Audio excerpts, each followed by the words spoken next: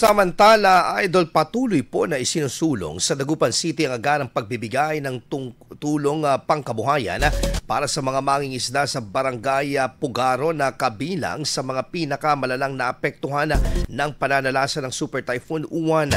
Garantiya ng lokal na pamahalaan na mapabilis ang inihahanda ang suporta sa bawat pamilyang umaasa sa pangingisda bilang kabuhayan.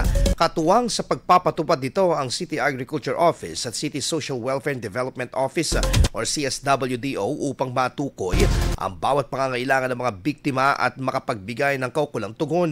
Layunin ng programa na maibalik ang kabuhayan ng mga mangingisda at masuportahan ang kanilang pagbangon mula sa pinsalang idinulot ng Bagyong Uwan. IFM News. IFM News. IFM News.